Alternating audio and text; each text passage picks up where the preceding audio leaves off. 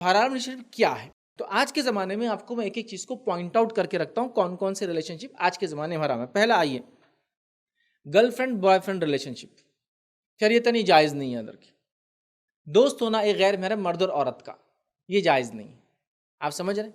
कोई भी खातून जिससे आपका निकाह हो सकता है उससे आप दोस्ती नहीं कर सकते, जस्ट फ्रेंड भी नहीं हो सकते। क्योंकि हम एक एग्जाम्पल देके समझाऊंगा, बारूद और आंख कभी भी ये नहीं बोल सकते कि यार हम बहुत अच्छे दोस्त हैं, कि तो दोनों के मिजाज ऐसे कि जब भी साथ आते हैं तो क्या होता है, धमाका ही होता है। चाहे फ्रेंडशिप की नीयत से साथ आओ, चाहे दुश्मनी की नीयत से साथ आओ, धमाका तो होना ही है। अच्छा, इतना सिंपल लॉ है ये, इतना सिंपल जिसको कहेंगे, इसको बोलेंगे ना थंब रूल भी अगर आप फॉलो करें ना, अंगूठे का कानून, तो भी आप समझ जाएंगे। कोई भी आदमी अगर खेती भी करता है, आपने एग्रीकल्चर देखा होगा, तो अपने जो जानवर से जोतता है वो ज़मीन को, तो कभी भी एक मेल और एक फीमेल नहीं लगाता। इसको मान लो वो हल चल ही नहीं सकता जिसमें एक मेल और एक फीमेल लगे।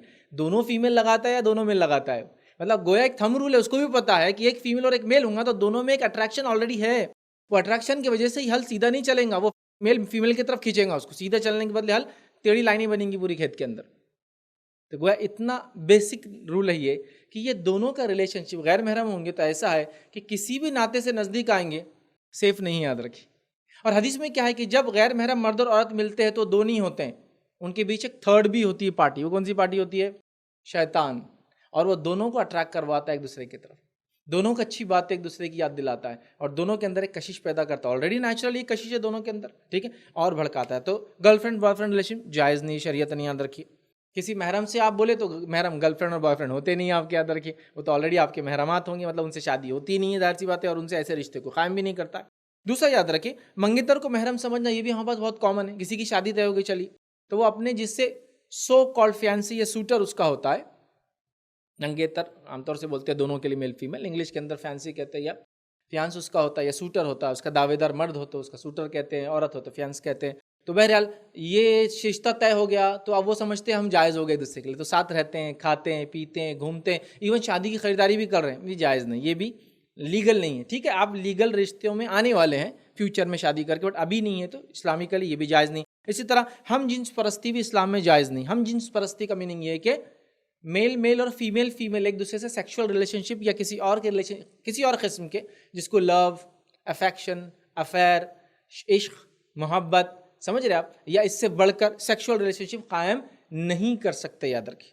ये इस्लामिकली जायज़ नहीं, और कई दुनिया के बड़े मज़ाहिब में जायज़ नहीं, ठीक है। तो एक और जाहिर सी बात है, अगर लॉ ऑफ द लैंड इसको लीगल भी करार देता है तो हमको ऑप्शन देता है, जिसको जो ऑप्ट करना है वो ऑप्ट कर सकता है, ठीक है। एज अ मुस्लिम हम लोग जो है हेट्रोसेक्सुअलिटी को ऑप्ट करते हैं, और हेट्रोसेक्सुअलिटी विथ मैरिज होता है, याद रखिए, उसके बगैर वो भी लीगल नहीं होता है, समझ रहे बात। तो लिहाजा ये भी गलत है, ये रिलेशनशिप इस्लामिकली गलत है, याद रखिए। इसी तरह जो है बगैर शादी के साथ रहना और ताल्लुकात कायम करना, जिसको बोलते हैं लिव इन रिलेशन, मतलब विदाउट मैरिज एक मेल और फीमेल का गैर महरम साथ रहना, और रिलेशनशिप से मुराद यहाँ सेक्सुअल रिलेशनशिप कायम करना, ये भी इस्लामिकली रॉन्ग है। और इसके कितने नुकसान है आप खुद बहरहाल पढ़ सकते हैं। कितने लोग ऐसे रिलेशन में रहते हैं, कितनी लड़कियों को औलादे हो जाती है, और उसके बाद इंसान को कोई इंटरेस्ट नहीं बाकी रहता उस इंसान से। साल साल में लोग एक दूसरे को चेंज कर दे रहे, एक दूसरे को बदल दे रहे। लिव इन में थे अब छोड़ दिए, ये जायज़ नहीं, शरीयत ने याद रखी। इसी तरह आइए फिफ्थ किस्म के रिलेशनशिप, या जो जायज़ नहीं, जो हराम रिलेशन है, याद रखिए इस्लामिकली, वो है शादी होने के बावजूद दूसरे गैर महरम के साथ अफेयर रखना। ये भी जायज़ नहीं, इसको कहते हैं एक्स्ट्रा मैरिटल अफेयर। शरीयतन ये भी जायज़ नहीं कि कोई मैरिड इंसान, मर्द हो या औरत हो, किसी और गैर महरम के साथ इस किस्म का रिश्ता रखे जो वो शादी के बाद अपने बीवी से रखता है, ठीक है, लव, अफेक्शन वगैरह। तो ये बहरहाल जायज़ नहीं होगा, इसको एक्स्ट्रा मैरिटल अफेयर कहते हैं। इसी तरह एक और रिलेशन है, याद रखिए, कि मैरिड इंसान क्या कर रहा है, एक दूसरे इंसान से जो अनमैरिड है या मैरिड है उसके साथ किसी भी किस्म के रिलेशनशिप रख रहा है, जिसमें खासतौर सेक्सुअल रिलेशनशिप, विदाउट सेक्स रख रहा है तो एक्स्ट्रा मैरिटल अफेयर, सेक्सुअल रख रहा है तो उसको कहेंगे अडल्ट्री, जिना, फॉर्निकेशन, ठीक है। ये रिलेशनशिप भी इस्लाम में जायज़ नहीं। इसी तरह कोई मेल या कोई फीमेल एक दूसरे के साथ सेक्सुअल रिलेशनशिप में हो जो गैर महरम हो, विदाउट मैरिज, ये भी इस्लाम इसको हराम करार देता है। इसी तरह जो है कोई इंसान जो है किसी के साथ कोशिश करे कि इससे शायद मेरा कुछ हो जाए, इवन वो मैरिड या अनमैरिड भी होते वो कोशिश करता है, उसको इंग्लिश में बोलते हैं फ्लर्ट करना, चांस मार लेना, चलो होता है तो देख लेंगे, नहीं हो तो जाने दो, ये भी शरीयतन जायज़ नहीं है। तो ये कुछ किस्में हैं कई किस्मों में से जो हमारे समाज में इंसान इंसान के साथ अन इस्लामिक जिसको कहेंगे हराम रिलेशनशिप रख सकता है।